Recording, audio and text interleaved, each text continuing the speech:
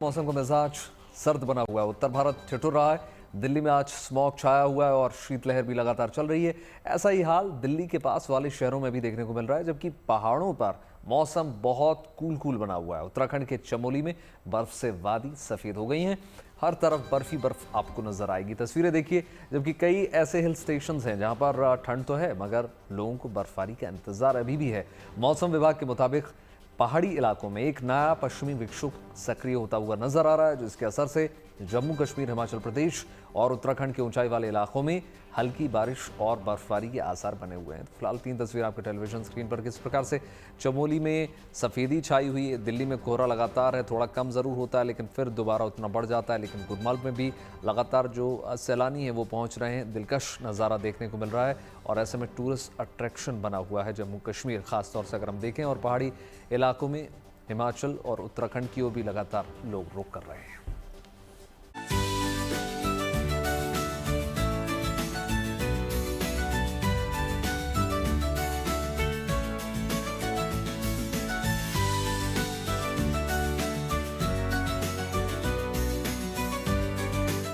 आधा दिसंबर गुजरने के बाद पहाड़ों पर जिंदगी कैसे गुजर रही है, ये तस्वीरें खुद बयां कर रही हैं।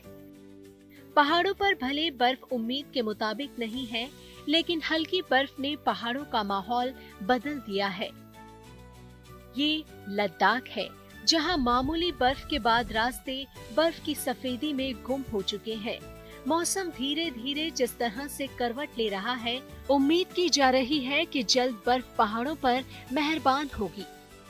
स्नोफॉल की अगर बात करेंगे, जितना लोगों ने एक्सपेक्ट किया था और मेट्रोलॉजिकल डिपार्टमेंट की तरफ से ऑलरेडी ये फोरकास्ट भी दिया था कि एक और स्पेल ऑफ स्नोफॉल होगा, लेकिन जो एक्सपेक्टेशंस थे उसके मुताबिक बहुत ही कम स्नोफॉल देखने को मिली। एक्सपेक्ट करते हैं कि आने वाले दिनों में अच्छी स्नो होगी, क्योंकि विंटर को यहाँ स्नो के लिए माना जाता है। द्रास को अबोर्ड ऑफ स्नो माना जाता है विंटर के लिए। हम एक्सपेक्ट करते हैं आने वाले दिनों में अच्छी स्नोफॉल होगी और यहाँ विंटर टूरिज्म हो या बाकी चीज़ें, उसका काफ़ी अच्छा प्रमोशन होगा।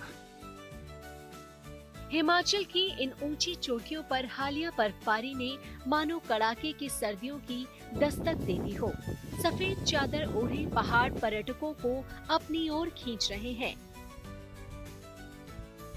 अटल टनल से लगभग 10 किलोमीटर आगे ग्रांडफू इन दिनों एक जीवंत टूरिस्ट डेस्टिनेशन बना हुआ है, जहां रोमांच और प्रकृति एक दूसरे से गले मिलते नजर आते हैं।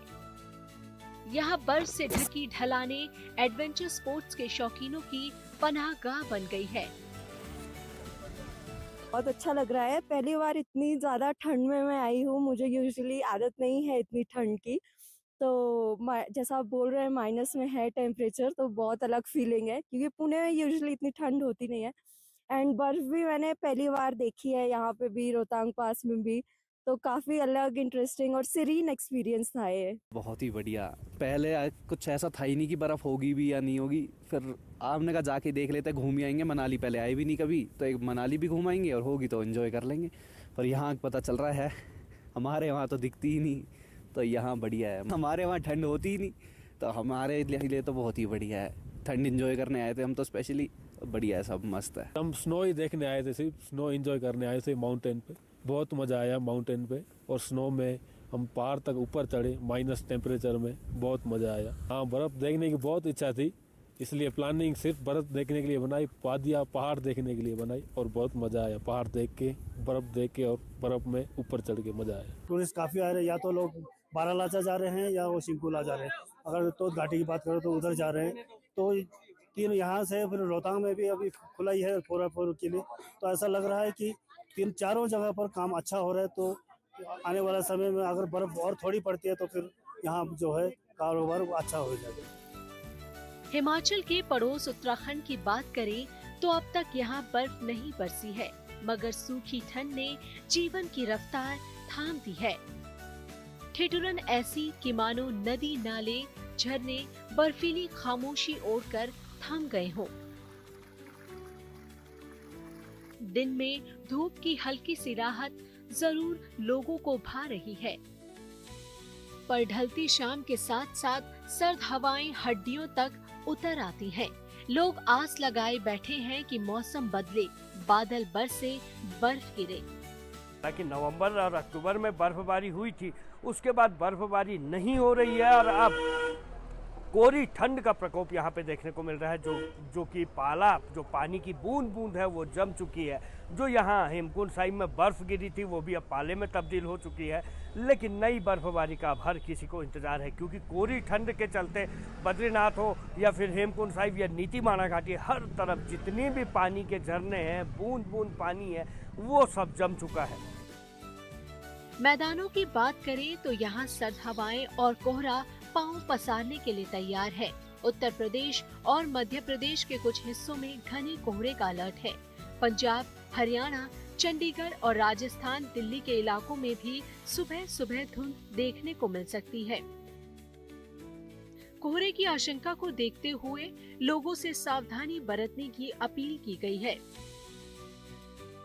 इसके अलावा 17 से 31 दिसंबर के बीच उत्तर पश्चिम और उत्तर पूर्व भारत के कुछ अलग अलग इलाकों में सुबह के समय घना कोहरा रहने की संभावना है।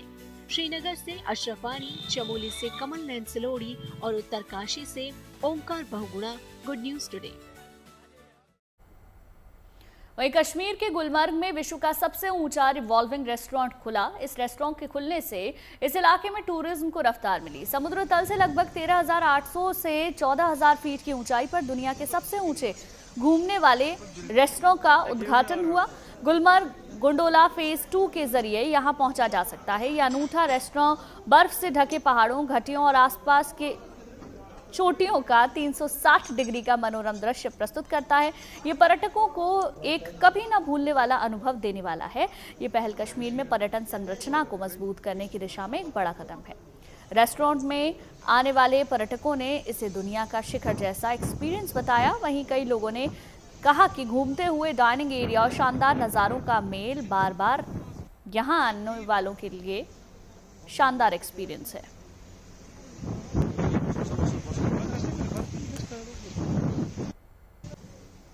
और अब देखिए प्रगति के हाईवे की तस्वीरें, जहां पर विकास के साथ साथ पर्यावरण का संतुलन मेंटेन किया जा रहा है। वन्य जीवों की सुरक्षा को ध्यान में रखते हुए भारत में पहली बार नेशनल हाईवे पर red table top block marking का प्रयोग किया गया। जी हाँ, देखिए table top red marking wild life को बचाने के लिए एक ज़रूरी कदम माना जाता है। इस कदम से ख़ास तौर पर अगर हम देखें तो मध्य प्रदेश वीरांगना दुर्गावती टाइगर रिजर्व और नौरोदेही वाइल्ड लाइफ सेंचुरी के बीच वन्यजीव को बचाने के लिए एक मुहिम है। ये टेबल टॉप मार्किंग 11.96 किलोमीटर लंबे हाईवे के 2 किलोमीटर लंबे एक सेक्शन में लगाया गया है। और इसके साथ ही मध्य प्रदेश ऐसा करने वाला देश का पहला राज्य भी बन गया है।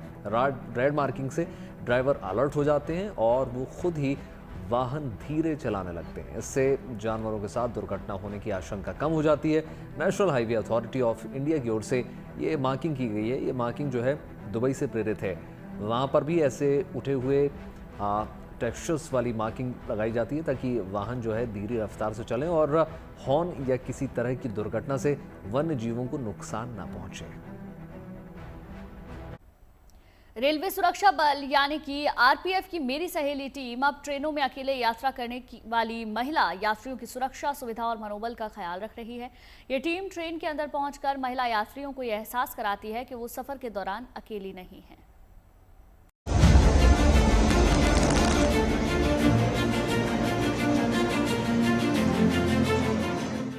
आप महिला हैं और ट्रेन में अकेले सफर कर रही हैं, तो मानकर चलिए कि आप यात्रा में अब अकेली नहीं है, क्योंकि मेरी सहेली आपकी निगरानी कर रही है।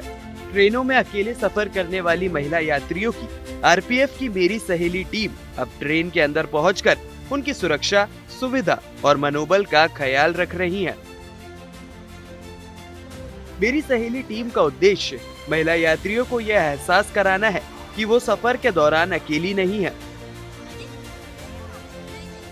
ट्रेन में ट्रेवल करने वाली महिलाओं को सुरक्षा प्रदान करने के लिए ये मेरी सहेली एक अभियान है और उसका ऐप है जिसपे रेल पैरी के माध्यम से अपडेट होती है, जो मैसेज मिलते हैं उसी के। हमारी 5 लोगों की टीम काम करती है लगातार प्रतिदिन, जिसमें 2 महिलाएं रहती हैं, 3 पुरुष रहते हैं जो साथ में काम करते हैं। मेरी सहेली टीम में शामिल आरपीएफ की महिला कर्मी प्लेटफॉर्म पर ट्रेन के आते ही एक्टिव हो जाती हैं। उनके पास टैबलेट होता है जिसमें ट्रेन में अकेले यात्रा कर रही महिला यात्रियों की पूरी जानकारी रहती है।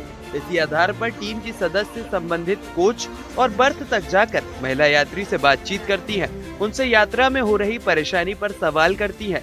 यही नहीं, जरूरत होने पर 139 पर कॉल कर अकेले यात्रा कर रही महिला यात्री खुद इनकी मदद ले सकती है।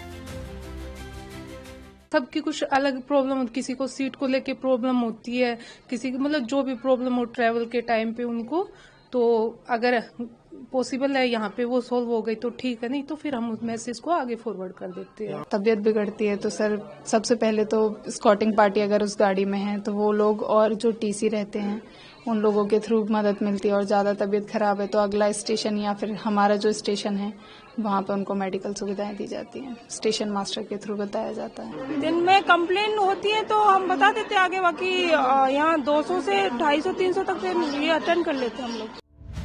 मेरी सहेली की सेवा देश भर में लागू है, जिसमें झांसी मंडल को विशेष तौर पर प्राथमिकता दी गई है। ग्वालियर रेलवे स्टेशन पर मेरी सहेली एक्टिव तौर पर काम कर रही है। यहाँ आरपीएफ के शुरू किए गए इस अभियान का उद्देश्य दिन और रात दोनों समय की यात्राओं के दौरान महिला यात्रियों को सुरक्षा, सहायता और जागरूकता प्रदान करना है।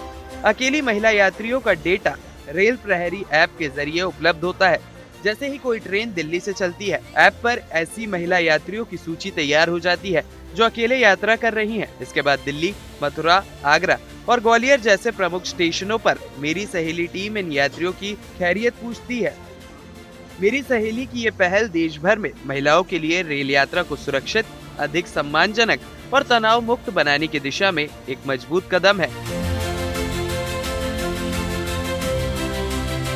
Bureau report, good news today.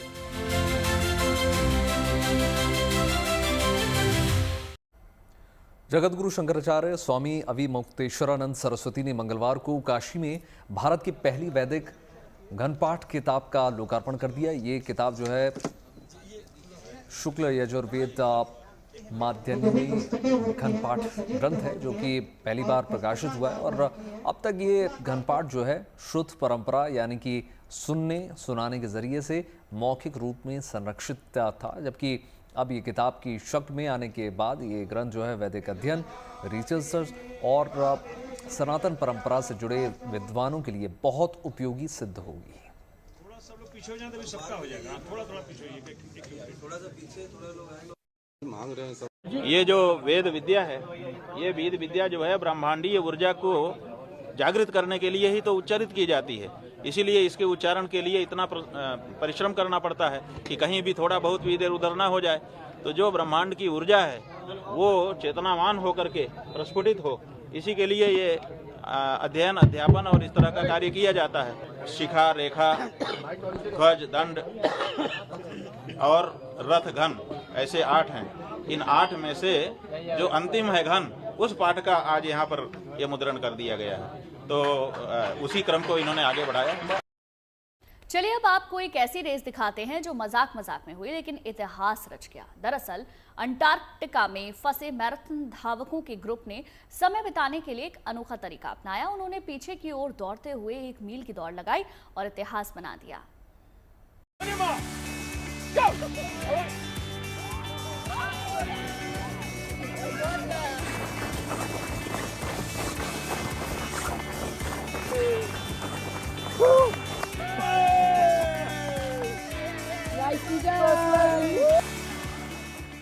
ये सब अचानक हुआ और अंटार्कटिका की बर्फीली वादियों पर हुई ये उल्टी दौड़ चर्चा में आ गई।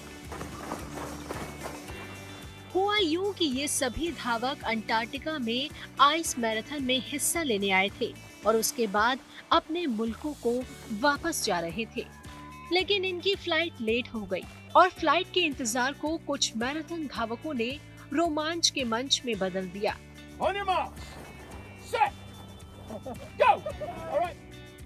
फ्लाइट लेट होने के बाद सबके मन में एक ही सवाल था कि आखिर खाली वक्त में किया क्या जाए। फिर आइडिया आया और ये इंतजार रोमांच में बदल गया। इंतजार और मजाक मजाक में ये रेस दक्षिण ध्रुवीय महाद्वीप की पहली बैकवर्ड माइल रन बन गई। इस रेस में चुनौती केवल माइनस तापमान नहीं था, बल्कि जमी हुई बर्फ पर पीछे की ओर दौड़ते हुए संतुलन साधे रखना भी बड़ी चुनौती थी। कई धावक फिसले, गिरे, लेकिन डगमगाए नहीं। मजे की बात ये रही कि कुछ प्रतिभागियों ने इस अनोखी दौड़ को अपनी स्पेशल पोशाक से रंगीन बना दिया। कोई स्नोमैन बना तो कोई पेंगुइन की पोशाक में दौड़ता नजर आया।